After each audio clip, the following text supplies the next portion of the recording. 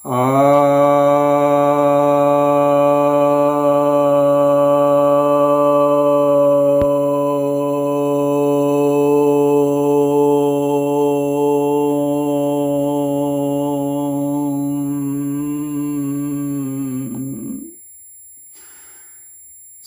भक्तजनों को सप्रेम नमन। भक्तों, आज आपकी एक जिज्ञासा का समाधान लेकर आया हूँ। जिज्ञासा यह आई है कि ओंकार, प्रणव और उद्गीत में क्या अंतर है। काफ़ी सूक्ष्म विषय है यह अंतर काफ़ी सूक्ष्म है। ओंकार, प्रणव और उद्गीत ये मूलतः यह एक ही है। छांदोग्य उपनिषद में आया है, अमित्येतत् अक्षरम उद्गीतम उपासीत, अर्थात जो ओम अक्षर है उसी का उद्गीत जो है उसी से उपासना की जाती है। ये छांदोग्य उपनिषद के प्रथम अध्याय के प्रथम खंड के प्रथम मंत्र का है। तो यहाँ यह बतलाया जा रहा है कि ओंकार और जो उद्गीत है उससे उपासना करते हैं वो एक ही चीज़ है। और फिर छांदोग्य उपनिषद में ही प्रणव और उद्गीत के विषय में भी आया है। अथ खलु यह उद्गीतः स प्रणवो यह प्रणवः स उद्गीत, अर्थात निश्चय ही जो उद्गीत है वही प्रणव है, जो प्रणव है वही उद्गीत है। तो स्पष्टता इनकी जो समानार्थकता है वह सिद्ध है, परंतु यह एक नियम है कि यदि एक ही भाषा के दो शब्द हैं तो निश्चित ही उसमें कुछ न कुछ अंतर होगा, अन्यथा भाषा में दोष हो जाएगा। तो संस्कृत काफ़ी समृद्ध भाषा है, तो जाहिर सी बात है कि अगर अलग अलग शब्द हैं तो अलग अलग निश्चित ही अर्थ होंगे। तो चाहे वह कितना भी सूक्ष्म अंतर क्यों न हो, वह अंतर तो निश्चित ही होगा।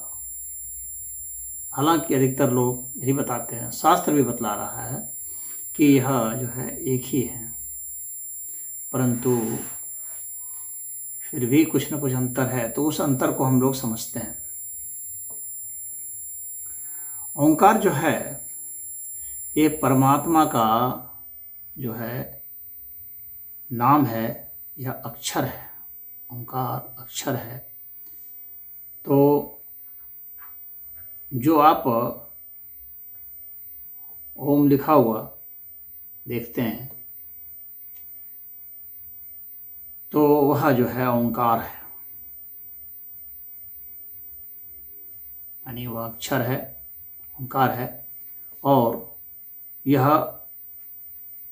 ओंकार जो है यह यजुर्वेद का है, यानी यह उपासना का है। वह जो परमात्मा है उसकी उपासना, उसकी साधना कैसे करनी चाहिए, कैसे अपने चित्त को लय करना चाहिए, तो उसकी बात है। तो उपासना के अर्थ में इसका प्रयोग होगा। सभी जो मंत्र हैं उन सब के पहले ओंकार लगता है। बिना ओंकार लगाए वह मंत्र वैदिक मंत्र नहीं कहलाता है, वह आसुरी मंत्र कहलाता है, राक्षसी मंत्र कहलाता है, अशुद्ध मंत्र कहलाता है। तो ओंकार जो है वो यजुर्वेद से संबंधित है, उपासना से संबंधित है, चित्त की लयता से संबंधित है। यह अव धातु से बना है ओंकार, जिसके 19 अर्थ हैं।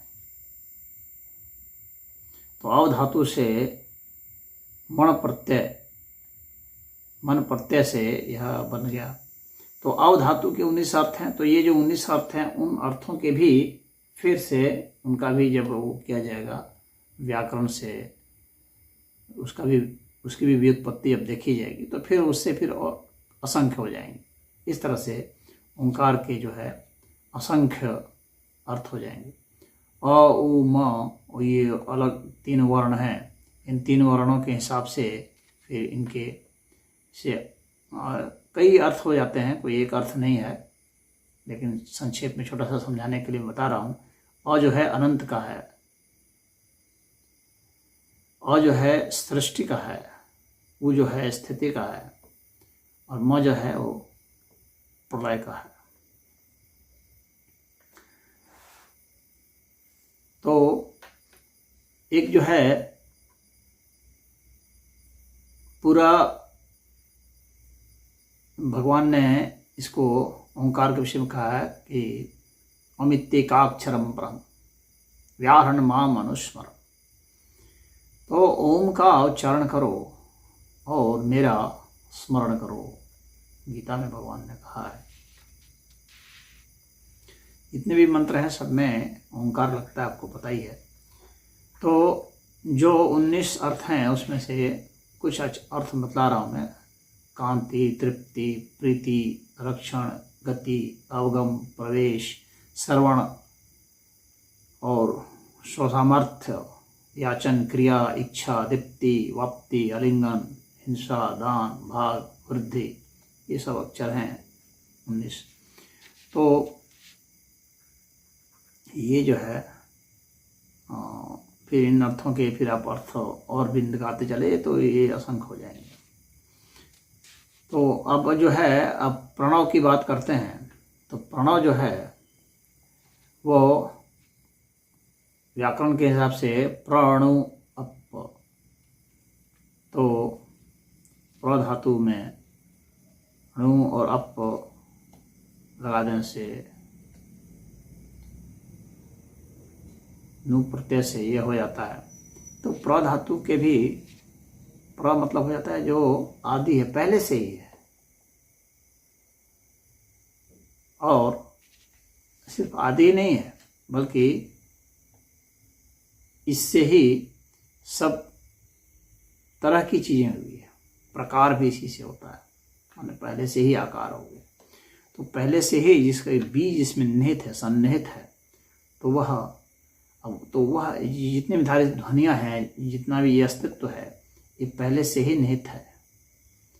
यानी इसके बीज रूप में था, वहीं से वह निहित था, वहीं से यह व्यक्त हुआ है, प्रकट हुआ है। तो उस अर्थ में प्रणव इसको कहा जाता है।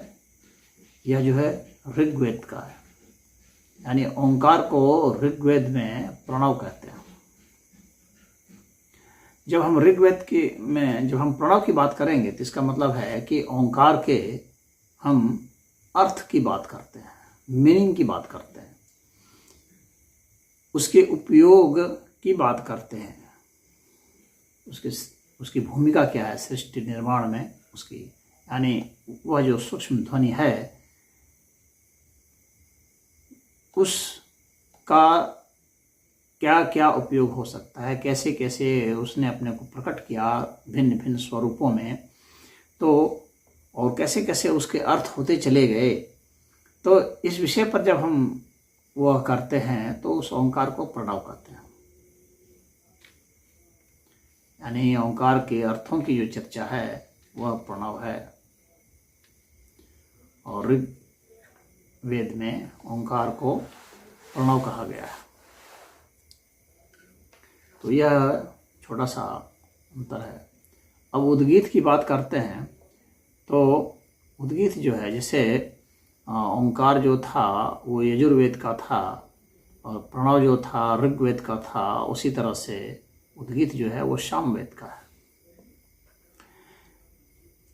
तो उद्गीत का उत मतलब होता है प्राण, और गी जो है यहाँ गीत से है, गायन से है, वाणी से है, और थ का अर्थ पृथ्वी आश्रय से है। तो उद्गीत का अर्थ मतलब यहाँ उच्चारण से होता है। जब हम ओंकार का उच्चारण करते हैं तो वह उद्गीत कहलाता है। तो जब हम गायन करते हैं तब वह उद्गीत कहलाता है। तो जितने उद्गाता हैं, जो उद्गार करते हैं, जो मंत्र का वाचन करते हैं, तो वहाँ पर वे उद्गाता कहलाते हैं। और जब ओम बोलते हैं तो वहाँ पर ओम जो है वह उद्गीत कहलाता है। यानी उच्चारण के समय ओम जो है उद्गीत है। परमात्मा के संदर्भ में वह ओंकार है, अक्षर है। अर्थ के संदर्भ में वह प्रणव है। उच्चारण के संदर्भ में वह उद्गीत है।